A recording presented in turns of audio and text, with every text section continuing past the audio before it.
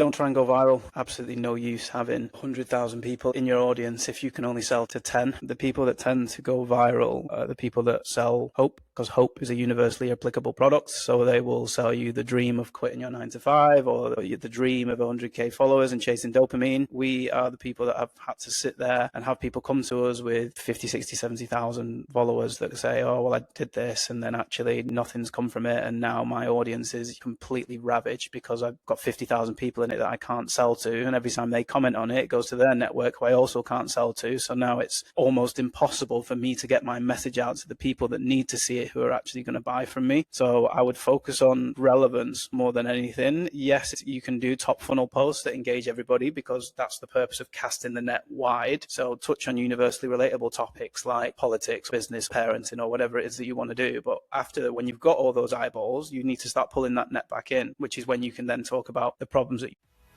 Before we dive into today's episode, please hit that subscribe button.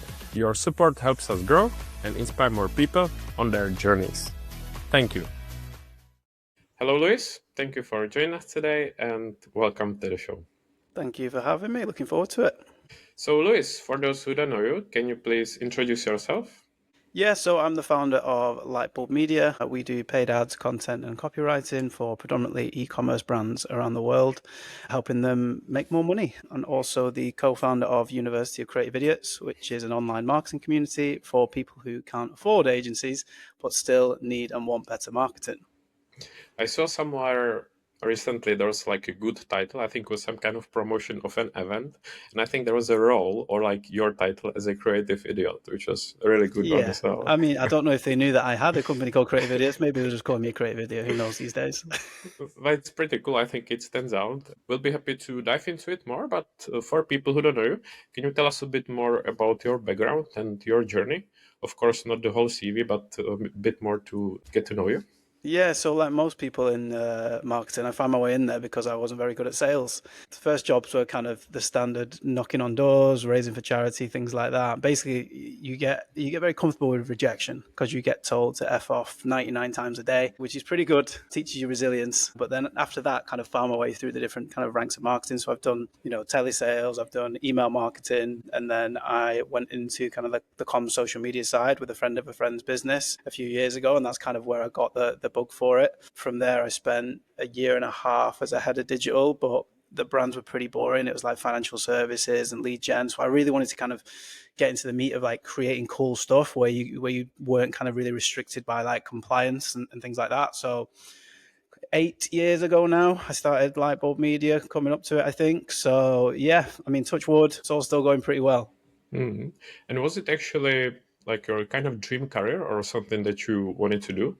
No, I think for me, I want to work with dogs. That's my dream. That's my dream career. Really? But I don't think I was smart enough to be a vet or anything like that. So it's one of those things, isn't it, where people say like follow your passion, and actually it's probably really poor advice. What you should really do is do what you're really good at until you've got enough money to follow your passion. So out of curiosity, why didn't you then try it? Like, I don't know, something with dogs, whether it's wet or something else. It was just literally growing up kind of where I grew up. I don't really think I had time to go and do, 5-6 years as like learning as a vet and qualifying and things like that. It had to like contribute to the household pretty quickly. So it was like, shit, what makes money fast now? And what can I get quite good at? And because I studied kind of like psychology and sociology as well. So I've always been interested in people and influence and how you can make people do things. And I've always been kind of a naturally good copywriter as well, which is kind of the core of pretty much every aspect of marketing, whether it's, emails or it's ads or it's website copy's at the root of it all. So yeah, I just thought that would be a really good applicable skill, and it has been so far. Yeah, I can confirm like from your presence and from what you do. And if people look at, as I said, your presence, your content and stuff like that, are you someone who's always been like enthusiastic, positive, and had fun? Because as you can see, your content stands out that it's really different in a good way. So are you someone who's been always like that? Good. Yeah, I think it's important. I think particularly now these days. Right at the start, don't get me wrong, I did the exact same thing as everyone else told me to do. You know, I was sharing blog posts and I was thrilled to announce and humbled to this, and nobody cares because nobody really cares about you. They care about themselves. So I just thought, why not kind of write as I speak and try and have a little bit of fun with it? And if people like it, they like it. If they don't, they don't. Then I'll go back to square one. But it has proved kind of one of the easiest ways to stand out, which is strange to say that being a normal human and speaking like a normal human is one of the best ways to stand out. But it's crazy how many people struggle with that just because, you know, they were never really encouraged like that in school, or if they've been working in corporate, they've got like really bad behaviors that they struggle Yeah. to unlearn. So they can't help but speak like a corporate drone. So getting people to unlearn that is often like quite a challenge. That is a good point, and you got so like a lot of competition content and people out there, and if everyone sounds the same, afterwards is the best way how to stand out. Exactly. Everyone does the same thing. You know, the only thing that's really going to be a differentiator in this game is you. So you may as well lean all the way into it, because if people just wanted a service, they just go on Google and figure out who's at the top more often than not. So you've got to use content to kind of get ahead of that and think, oh, when they do actually need that service, who's the first person they think of, or who's the first brand that comes to mind? And then you can kind of jump ahead of the queue a little bit rather than relying on Google to send you all your clients. Exactly, and I think we will discuss it later, LinkedIn. But one of the like pieces of advice that I hear is to be unique and stand out. And I know it gets overused, but after all, it's true because that's what makes you unique, different. And as I said, looking at your content, you don't really see anyone like that. So it's just proves the point that you need to have fun, stand out, and be different than others. Good. Appreciate it. I'm glad somebody reads it. Yeah, of course. And again, before we discuss it more, you said you started agency, if I remember correctly, like 8 years ago, which from now is quite a while. So what was it actually back then to do it? Because sometimes it feels like that these days people may do it maybe more frequently. I don't know, because it's trendy or because, I don't know, anyone runs like agency on LinkedIn, but you got some experience. What was it like before?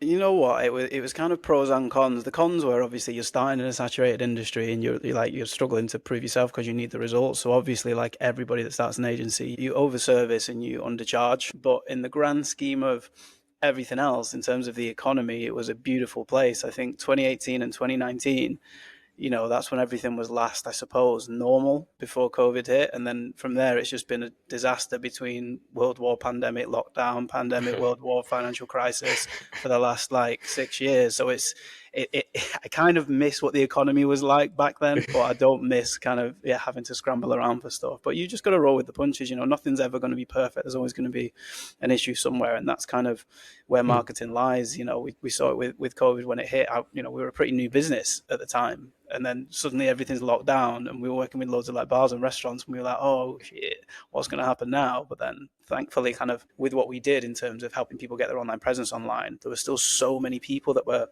behind the times in not having a proper website, not running ads, you know, not putting out engaging social content. So it kind of did give people a kick, and we kind of became like an essential service, which I think we did benefit from to a point. And you kind of feel guilty for saying that, but it's kind of, some people like did really well and some people did really badly. And we were just fortunate enough to be something that was in quite high demand at the time. So it was quite beneficial. Yeah, I was going to say that it's obviously not a nice thing to say, but at the same time, because everyone had to go online, I guess they understood the importance, and maybe it was actually a good thing for you that you got more clients suddenly. Yeah, definitely. And then the key was making sure that we kind of kept up that traction afterwards, because obviously when it opens up again, there's a, you know, a kind of like rebound effect, for instance. So like some industries we were working with, you know, when everything locked down, everyone started renovating their house or making their garden nicer, and all those brands were going crazy. And they were like, "Oh my god, this is going to be amazing for the rest of our." And I said, "No, no, no. When everything opens up back up again and goes to normal, you will drop. So be prepared for that." So sometimes it's easy to get excited with how everything's going, but you've got to keep like one eye on the reality of the world and behavior and things like that. And that's what we kind of try and do our best to do for our partners. Yeah, as you said before, it's always challenging to find clients when you are starting out. So, what would be like your advice for many people from the audience, from the listeners, you know, how to find your first clients? Because sometimes you can use portfolio, but again, if you are starting out, it's challenging. So, what would be your advice on this? I think 2 points, and one we've kind of already touched on it, is you're going to have to find a unique way of grabbing attention, because credibility at that point, that's kind of problem too, having to retain the clients and deliver the work and things like that. But if you actually never get a chance, I see so many people that are so credible at actually delivering the work, but so bad at being able to stop the scroll and garner attention and create an emotional response with their content, that they never actually get the chance to do that.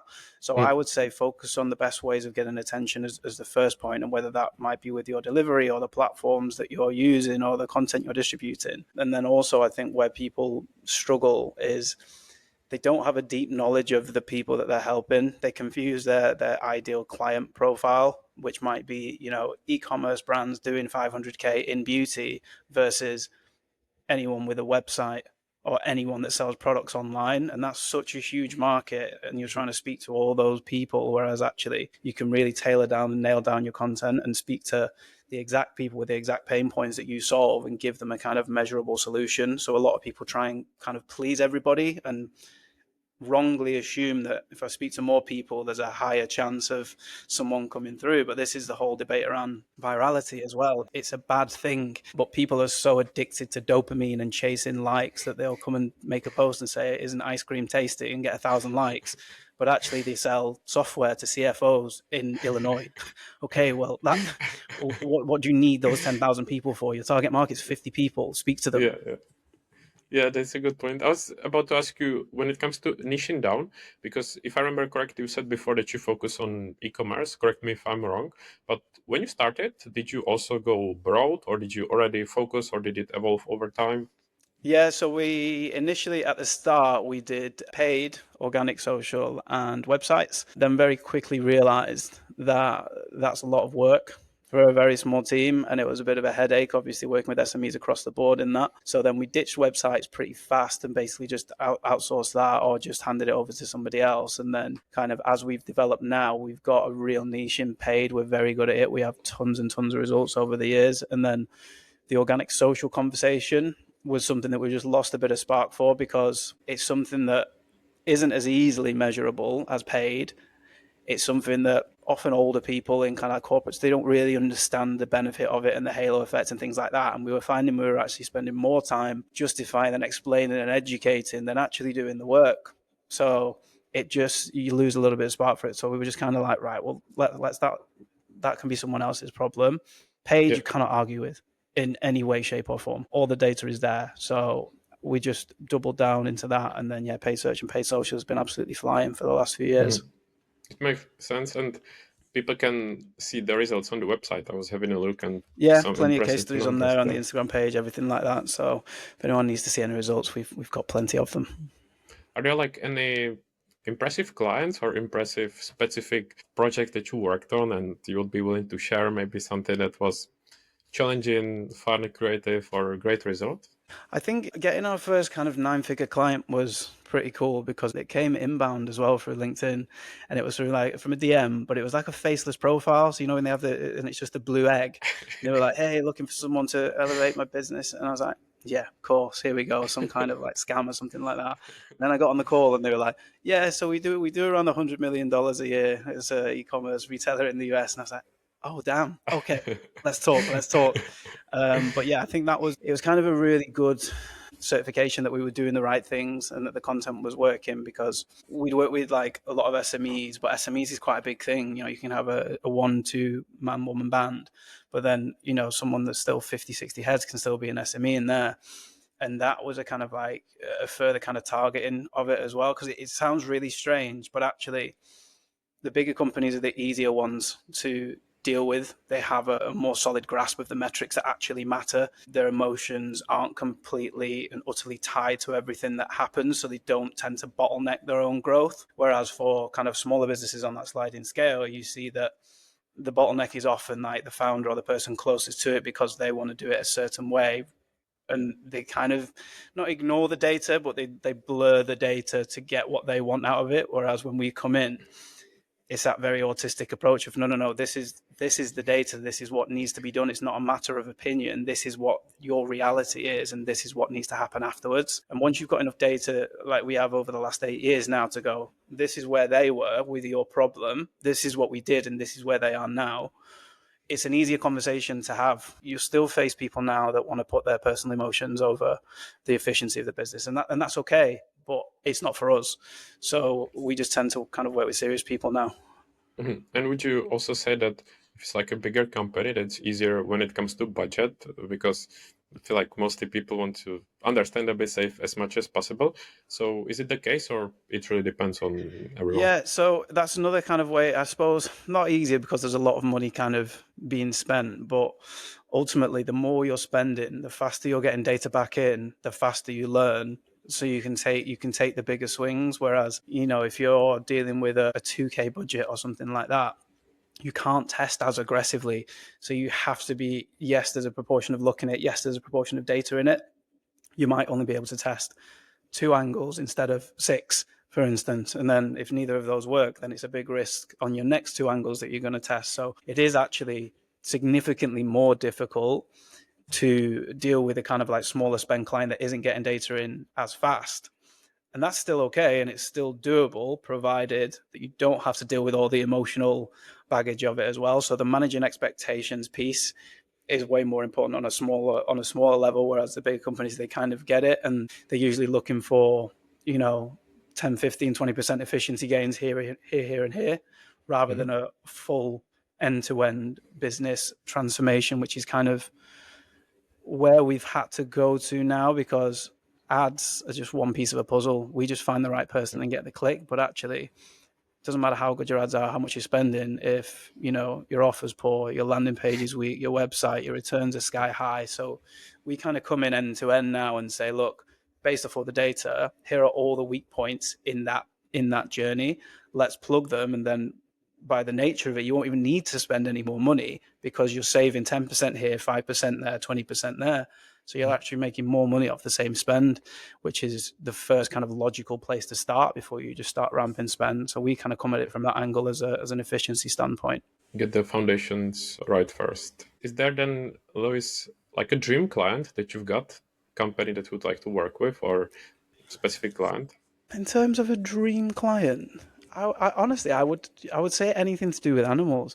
I love dealing with like pet brands and things like that, because it's just so much fun, getting the content and basically just getting to look at or film or edit videos of like cute dogs or whatever. So I just love working with pet brands. I think it's brilliant. So any pet brands out there, holler, because we like it. But yeah, I do like that. And then I think there's so much kind of FMCG stuff out there at the minute with like consumables and wellness and things like that. So we do love working with them as well, because it's just such a big market and there's enough room for everyone to eat as well. But everyone kind of sees who's doing well and then tries to do a BTEC rip-off version of that and just change the font color and then tries to do it again. And I'm like, no, it's fine. Let them have those people, and then you go and get your other people with a different kind of USP. Yeah.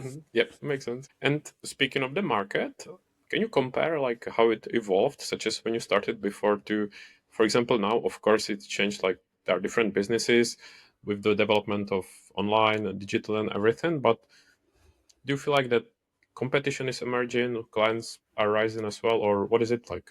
Yeah, I think I never really like to look at anybody as competition, and maybe that's kind of arrogant, but I just think everyone can be good in their own way, and there's no real like this is the way to do Google ads or Meta ads. There are loads of different ways that will work dependent on what that business needs and what approach they want from the people as well as doing the work, the actual relationship of how that approach is. You will see people pop up thinking it's an easy job, it's click a few buttons and automate this and AI this, because all the Google and Meta have been like, hey, come on, just click this one button and we'll do the rest for you, which is horrific, by the way, because they're nowhere near doing that. But they're trying to make it easier for other people to advertise kind of themselves and steal all the money away from them because they don't really know what they're looking at. So whilst it's a competitive space, I'm not really too fussed about that, but it's more about the attitude of it. So in probably the last 9-12 months, we found like way more success in the American market. So kind of like when you saw with COVID, a lot of people just batten down the hatches and hope for the best. The brands that stayed marketing through it now have way higher market share, whereas some of the people that stopped, they tried to start again a year later and they couldn't get back to where they were because they'd lost that traction. And people falsely assume that loads of people are loyal out there. If I'm buying this supplement here and you shut down and don't deliver it, and then someone else comes and I like it, why would I now have the friction of them moving over? You kind of left me, so I'm just going to stick with these people. So I think people are a little bit misguided with that. But yeah, the US market is, in times of crisis, they tend to be like, right, let's shoot our way out of this with marketing, and they're very kind of aggressive and they understand it. Whereas sometimes you find in the UK market, people are just very fearful, shut down, overanalyze, over-optimize, and it's very, very difficult to get around that attitude, even with data sometimes. Mm-hmm. So speaking of this, I assume that you work with the clients from all around the world, not just UK and US, but everywhere. Yeah, I've got clients all around the world. I mean, the only issue with that is when they're not from the US and they want to sell in the US, because we, again, tariffs up, tariffs down, double the tariff, no tariff. So that's the only slight issue at the moment with people that want to sell in the US. Especially trying to keep up now with everything. Part of the fun. Every day there's a new battle. It's like, who's in a recession, who's got a tariff, and then what's changed in the platforms. Every day it's so strange, because you kind of, a few years ago, once you kind of knew the basics, not a lot changed. In the last, since the start of this year, the amount of platform changes alone, if you're not at the coalface of this every single day, and you've just set something up last year and left it, you're so far behind. I can't even tell you how far behind you are with all the changes that are happening. So you need to be on this all the time and making sure that you're being fluid with what's happening and getting the most out of your spend. Yeah, agreed and understood. Quick one before we get back to it. If you like this kind of conversation, I've started sharing short videos on YouTube where I break down what I've learned from more than 150 episodes. Content, podcasting, personal brand. No fluff, just what actually works. Just search produced by on YouTube. Or don't. And keep figuring out the hard way.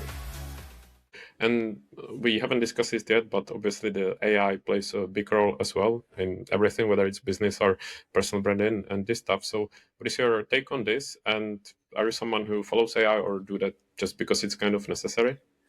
Yeah, we use AI. I think AI is a bit kind of oxymoronic as a concept, because it's an amalgamation of things that already exist on the internet. So by nature of it, you'll never really get a unique idea out of it. You'll just get a merged view of everything that's already out there. But also, your output's only ever as good as your input. So if you don't know what good looks like, you don't know what a good ad looks like, you don't know what good copy looks like or anything like that, what you'll do is, this can give me something quickly. Giving it to you quickly doesn't mean it's good, but you don't know that it's not good. So you will just go, let's just keep churning stuff out, and it can cause more damage than benefit, because you can now have the potential to turn off tens of thousands of ideal customers in a week by churning out, 1,000 posts or terrible ads or anything like that. So I think, there will be a rebound. Everyone, the great irony is everyone's trying to be unique with their copy, content and ads, but pushing the same prompt into the same AI tool, which will give them the same answer as 1,000 other people are getting, and then wondering why the results aren't following. So it's harsh, but you need to fundamentally be good to get the best out of AI. So yeah, we use it in terms of doing deep research or linking things together and pre-populating kind of reports and insights and flags and things like that. But in terms of the bit where our value lies as a marketing agency, we use it to get rid of the admin time so that we have more time to do the thing which is going to move the needle, which is think of good ideas, think of unique ideas and apply them. Mm-hmm. I like it. I think it's a great answer. Like when people discuss if AI is going to take your job, it ultimately comes down to it's as good as the person behind actually the tool. Like, they discuss what the tool is the best one, but it's about the person who's using the tool, isn't it? Yeah. So how bad are you at your job? That's what I would say. If you're scared that AI is going to come to your job, how bad are you? Yeah, because that will tell you. That is true. I like it. And Luis, we discussed it just briefly before, but actually, when does the LinkedIn come to the place? Like, what was the point that you discovered the platform or discovered the potential behind the platform? I was posting just like the stuff that everyone told me to post, because I thought it was a professional kind of CV place for a few months. And then as soon as I started kind of writing as I spoke and putting together the same strategies that I would use for someone else onto kind of my own content, within, 5 months of that, got the first lead through, only like a 9K project or something like that. But that was the only thing I needed. So it was like nothing. One came in, and then that was a spark to go, right, well, if one can come, then 10 can come. And I just continued kind of going through that. And then from there, we've pretty much been 100% inbound for the last 8 years. So it works, but again, we're in the era of Amazon next day delivery, aren't we? So if people don't see results in something in 30 days or 7 days, they tend to give up. But a lot of success with content marketing is just continuing to do the basics right longer than anybody else. That is true. You need to keep showing up every day, no overnight successes. And just for the context, I think, Lewis, you've got more than 50K followers, if I'm not mistaken. So Yeah. I just like to remind people, they think that it takes, I don't know, a few weeks or a few months to keep showing up, and suddenly happens like that, which is not true. And my favorite question, I'm sure that you get messages or DMs like, Lewis, how to grow on LinkedIn. I don't want to say the word viral, but to grow your brand. But have you got any advice or ideas for people who want to grow their presence there? Yeah, don't try and go viral. Absolutely no use having 100,000 people in your audience if you can only sell to 10. The people that tend to go viral are the people that sell hope, because hope is a universally applicable product. So they will sell you the dream of quitting your 9 to 5, or the dream of 100K followers and chasing dopamine. We are the people that have had to sit there and have people come to us with 50, 60, 70,000 followers that say, oh, well, I did this, and then actually nothing's come from it. And now my audience is, completely ravaged because I've got 50,000 people in it that I can't sell to. And every time they comment on it, it goes to their network who I also can't sell to. So now it's almost impossible for me to get my message out to the people that need to see it, who are actually going to buy from me. So I would focus on relevance more than anything. Yes, you can do top funnel posts that engage everybody, because that's the purpose of casting the net wide. So touch on universally relatable topics like politics or business or parenting or whatever it is that you want to do. But when you've got all those eyeballs, you need to start pulling that net back in, which is when you can then talk about the problems that you've solved, or a real story and the results that you've got, which is basically soft social proof. That's an engaging story with some emotion, some humor, some anger, some kind of thing that they can relate to, with the results showing that you help them, so that you position yourself as the hero in that story. And you continually cast the net wide and then pull it back in with credibility, and you'll start seeing the relevant people going, well, I like them as a person and what they stand for and their views because they're their top funnel posts. Now I also know they're credible.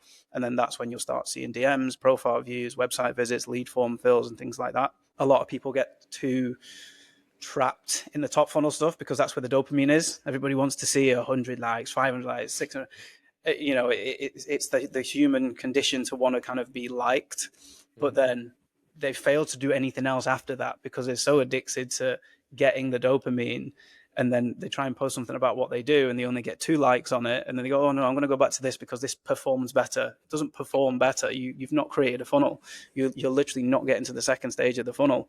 And the only thing that you're serving is your ego and not your business. So you need to actually have a strategy behind it. It's a good point. You need to be mindful of what you are chasing. And as you really well said before, that sometimes they might be accounts with high followings, but you never see what it's like in the background, that someone with high following can struggle to find clients, whereas there might be account with just a few followers, much less, and doing really well. So you never see the whole story, and don't compare yourself to others because you don't know what is really going on. Never buy from anyone that's promising you followers. It means absolutely nothing. There are less intelligent people out there who will try and equate follower count to credibility. They're the people that they intentionally target with these courses and things like that to sell them dreams and to sell them hope. But yeah, I always say the easiest way to do it is, when was the last time you saw this person post about some results that weren't their own? So what we do all the time is say, look what we did for client A, B, C, D, E, F. Whereas what they will say is, look how many followers I have. Look how much money I made. They make their money from selling you the dream of the thing that they are doing, not from actually doing the thing. Yeah, that is true. Which I don't want to bring it up, but as we are now recording with Lewis, just for the audience, a recent post that Lewis made, I think, made me actually think and realize as well that some people might be selling something. Now, what I'm referring to is the post about plagiarism that we discussed before. And I would honestly never expect it. I didn't see that come in, which then you don't know how many people are there that they are doing that as well, and you just don't know. And it's just example that it's something that I wasn't expecting. I wouldn't say that exactly that person was doing that, and see, now it kind of opened my eyes as well. So don't be naive and don't trust everything that you see. It is. You have to look at credibility. I mean, plagiarism's rife on there, you're quite right. You know, it was kind of luck that was just delivered into my feed, and it was like, hey, you might like this post, and I was like, I do like that because I wrote that post. And then as soon as I clicked on it, and it was like selling an AI course to help you create better content, I thought, whoa, whoa, whoa, you know, I'm not having my content used to do that. So, you know, if people aren't good or they don't have a skill, but they still want to get their grift on, they're going to take the concept of someone else's skill to again pull those people in that are desperate or vulnerable and convince them that this is the solution for it.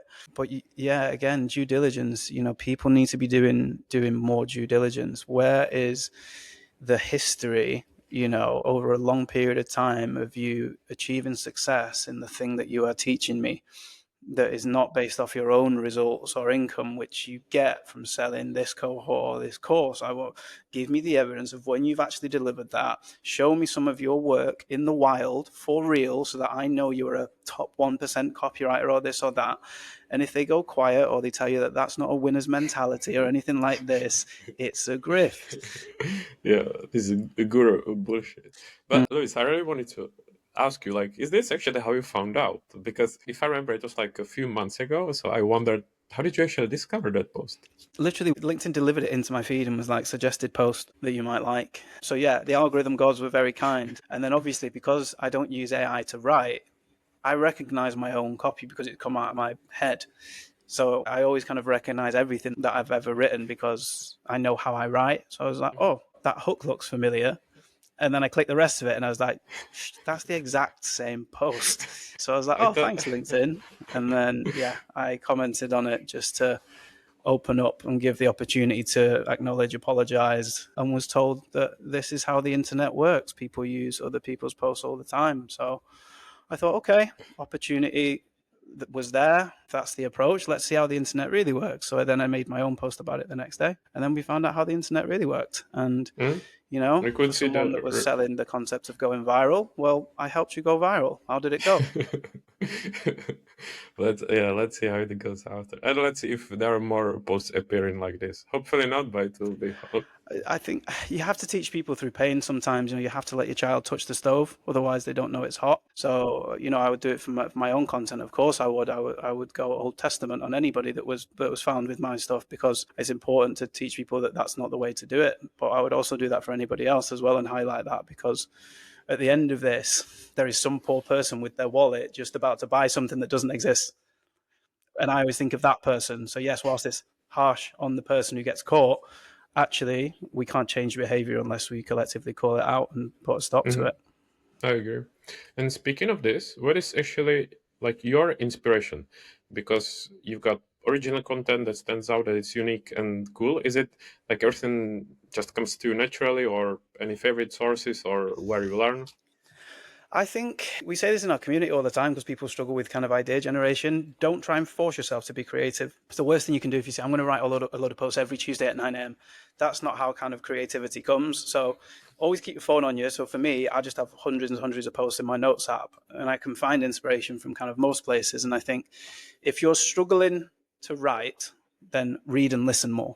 And that could be literally weird stuff that you hear people say on the train or in the office or on the news, because all these things, if they make you react in a certain way, like haha, or that's disgusting or whatever, that will make other people react in that way. And the goal of a piece of top funnel content is to generate an emotional response, whatever that emotional response might be, because that's the thing that stops the scroll. So the second you get something like that, you think, oh, that's quite funny. You don't have to flesh it out and do the whole post. Just write something down in your notes and say, oh, this happened today and this happened in the news and I heard this and I overheard that a client asked me this question, for instance. You can record all these things, and then when you come to actually write something, you have a bank of like topic prompts here, which you can then flesh out and look at it and go, well, that's quite prevalent at the moment because this new release happened. So let's talk about this because everyone will be feeling quite emotional about this.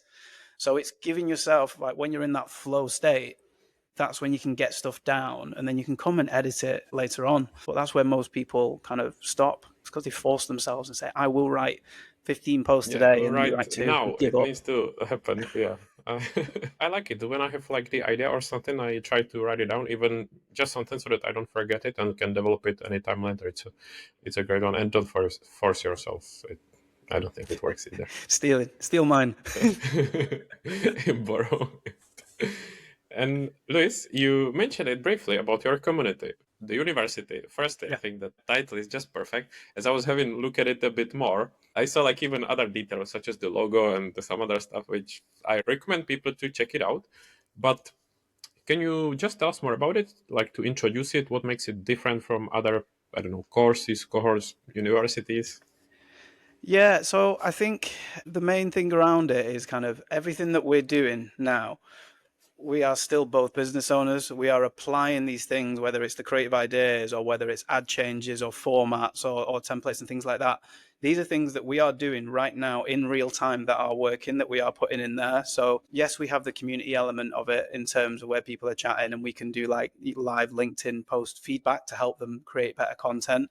We do weekly Q&As, like live calls where people can bring their questions in. We've got lots of resources that people can actually use and go off and apply immediately in terms of like setting up campaigns, all the things that, you know, if you're a solo marketer in a company and you've got no resource or help because no one else knows marketing, you can come in here and go, right, other people will give you advice, and here are all these things that you need to do to make yourself look really good in the company. And similarly, if you're a brand owner and you can't afford to spend 3, 4, 5K on an agency yet, but you need the basics to DIY it until you can afford to outsource it. It's just getting access to that in terms of the micro lessons and then guest lectures from when people come in and talk about kind of all their different ways of marketing in their different industries, because it is different per industry. So the community element is good, but ideally we want actionable advice. And sometimes that does come with a bit of a kick up the arse, let's just say, because a lot of people's own worst enemy is themselves. And then, yeah, we get off a call sometimes, they go and apply it and then immediately close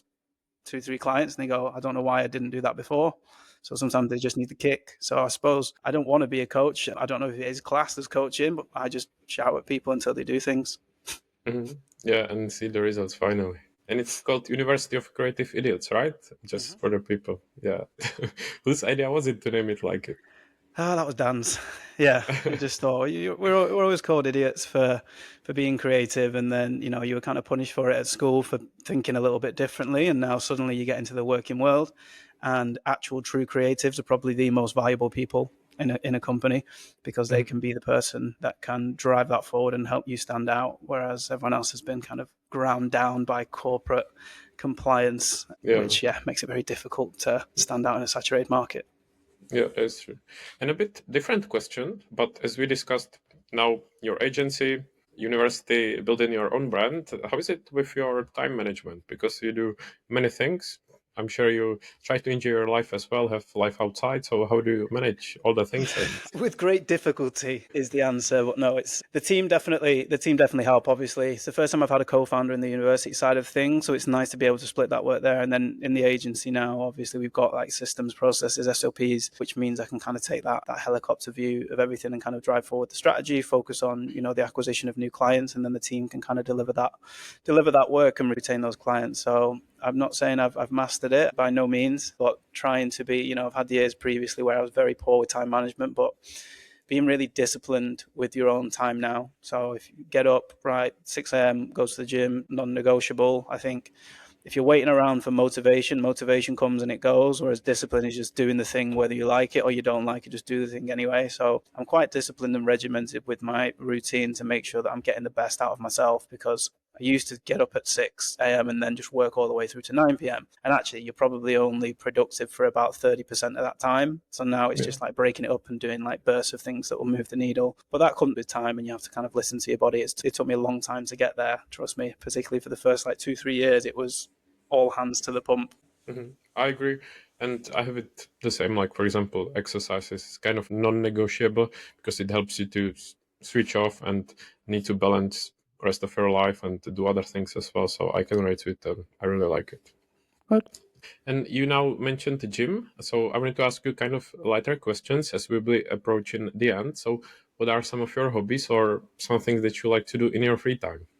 Yeah, I do like it. I do like training, to be fair. I think it's a really good part of the routine, but I've just realized just going out for walks and stuff. I mean, we were just talking about how it's always miserable weather in the UK, but actually now that it's not, actually just going out, driving into the hills somewhere and then just walking around for like 2, 3 hours with like waterfalls and stuff. I'm getting a little bit more of a, as I've grown up now. If you asked me before, it'd be like going out till 6 a.m. or like going partying in Ibiza or something like that. But now I actually just like doing wholesome stuff. I'll go around, see my mum, go take Mhm. her dog out for a walk. I try and live a wholesome life, because if we do drink now, the hangovers hit me for about 16 days. So I'm not really on top form anymore. I'm not made out of magic like I was when I was in my 20s. I could get up and do Yeah, whatever. yeah. So now, yeah, I'm just listening to my body a lot more. Going Mhm. out, good food, good people, keep the circle small, and then yeah, sometimes just stick Harry Potter or Marvel on all day and just not move for 8 hours. Yeah, excited Balance. for a new Harry Potter TV series that is coming. I've seen, yeah, I'm excited. I'll give it a watch. They might ruin it, but we'll see. That is true. And I was actually about to ask you, just said that about your dog, which I would be surprised if you didn't have one, considering your passion for animals or for the dog. So, what is your dog's name? So I got one for my mum called Betty. So I retired my mum a couple of years ago, and then she was like, because I was always asking for a dog, and she was like, no, no, I can't, because you work and then I work. And then so as soon as I retired her, a few weeks later, I said, oh, there's this dog that's been abandoned, and she got the video, and she's like, oh my god. And then we brought her around, and then she's been there ever since. So yeah, Betty is a Jack Chi, which is the two most aggressively vocal dogs with Jack Russells and Chihuahuas. So she's amazing. She's changed my mum's life, and Mhm. then yeah, mine as well. So because I'm living in the city centre at the minute, it's a bit hard to have all the dogs that I want. But yeah, in the next couple of years, once I move out, there will absolutely be two, maybe three We'll have a to add to little the zoo, family. zoo at home. Yeah, yeah, yeah. Do you, Luis, read books? And if so, have you got any recommendations? To be fair, I like to mix up the books. So being a creative person, I like to read a lot of kind of like fiction and fantasy, because I believe that's how a lot of the best language is pulled from. Yes, I've had kind of like periods where I've done ones around like the psychology of money, which I think is an important one, and Think and Grow Rich, the kind of ones that people know about here. But then I find myself going too far into a self-development, really non-fiction mode, and then you Yeah, lose yeah. a little bit of creativity. So actually, I try and balance the two now and try and find like fantasy series and things like that to kind of take your mind away and discover different language, and then try and bring that into the actual kind of corporate side of things. So balancing the two. But yeah, I'm a big fan of the money books. I think The Psychology of Money is a great book. It's from Morgan Housel, isn't it? Yeah. Mhm. Yeah, I think that's a really good one. I also like The Choice Factory by Richard Shotton, and he's got another one, The Illusion of Choice. That's kind of a little bit mixed between the two, because it's kind of going into people and why they make the decisions they do, and how you can use kind of like price anchoring and all these different things. So if Mhm. you're interested in marketing and the human mind, I think Richard Shotton's books are brilliant as well. See, I don't think I know those. Those are some good tips. Check I'll them have a out. look.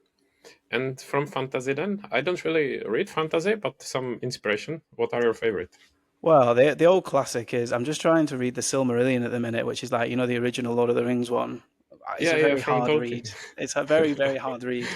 But then I've been watching like the Rings of Power, so I want to get like the old, all the old stuff and get up to speed on it. So, but then I read like I think it's called City of Bones as a fantasy series, and then everyone's talking about this Court of Thorn and Roses, which seems to be so popular at the minute. I haven't got onto that yet, but if you ask any girl in our office, has got that book like on her desk. So I'm like, why is everyone reading this? I don't know if it's Yeah, like yeah, a yeah. 50 Shades of Grey thing. I don't know, Oh but everyone God. seems to be talking about it. I don't really follow it, but I know usually when there's like adaptation, such as a series or a movie, and then I kind of check out the book as well. But I don't know it as much, but good for the inspiration for people who might be listening to it. So some great tips. And Luis, what are some of the plans like for the future? If you got any goals, ambitions, or anything you want to achieve, whether it's related to maybe your own brand, business, or even to yourself?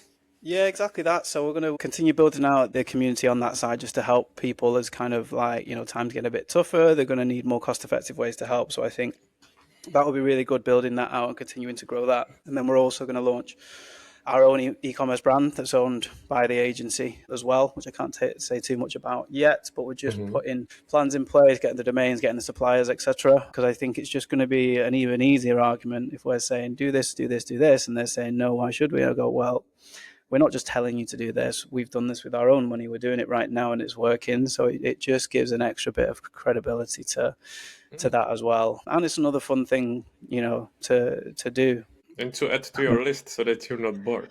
Well, I know. I say these things. I might regret them. Speak to me in 1 year, and I might just say I've given up everything now.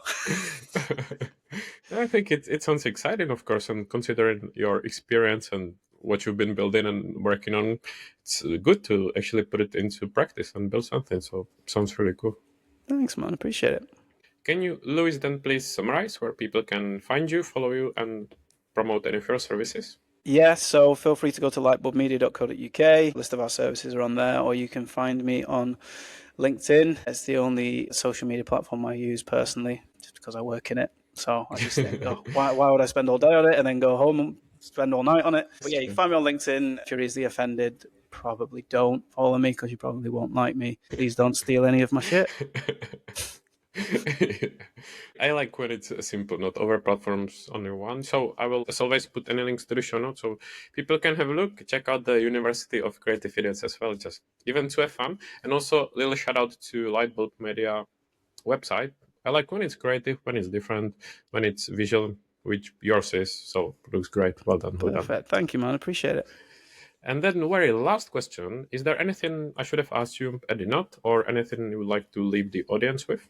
Well, I think probably the only point is times are going to get tough in this country. We will get through it. If you're watching from the UK, I would just say don't be drawn in, as we kind of discussed earlier in this chat. Don't be drawn in by the shiny promises and the shooting stars and things like that. Make sure you take the time to do your due diligence. Make sure you look for results in the wild. Make sure you look for undiscernible proof. Be cynical. It will save you lots and lots of money. Do not buy hope. And then, hopefully in a couple of years it gets turned around once we have a new government in place and everyone can start building and growing and keeping a little bit more of the money that they make.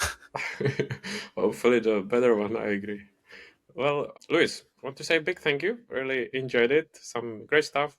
I encourage people to follow you, of course, if they don't want to get offended, but I think it's really important if there are people who have fun, who stand out and are kind of different, of course, in a positive way. So I really like it. Thank you so much for your time. Really enjoyed it. It was great to meet you, and I wish you all the best on your journey. So thank you very much. Thanks for having me, mate. Pleasure. Thanks for listening to Produced By with Tomen. Check the show notes for all the links, and don't forget to subscribe, like, and share your feedback. Speak soon.